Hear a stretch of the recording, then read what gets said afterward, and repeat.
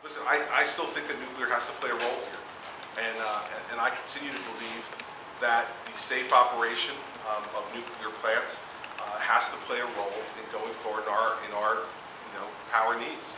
And so I think nuclear will still have a role in New Jersey.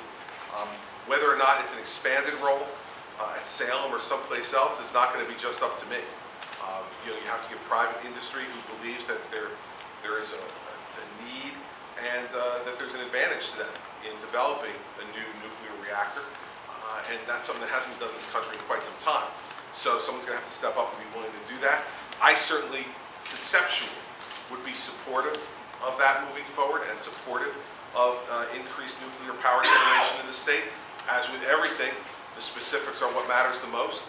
But first, you need to have someone from the private sector who's willing to step up and do that. And if we do have someone who's very serious about doing it, it's certainly something that both the Commissioner and President Solomon would be willing to explore with whoever that company might be.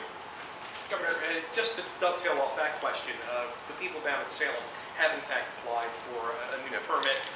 Is that something you support? Well, listen, again, I want to get more into the details of it before I come out and say that I'm supportive of it, but what I will say is that conceptually I'm supportive of good, safe nuclear power in New Jersey. And Oyster Creek and Salem in the main have operated well here. And the expansion of Salem is something that certainly we're willing to consider, but I don't want to be supportive of a particular project until the time comes that I know enough about that project to be able to feel very confident about saying it. But I will say broadly, as I said today, that I think nuclear has a role, a serious role to play in our future electric needs.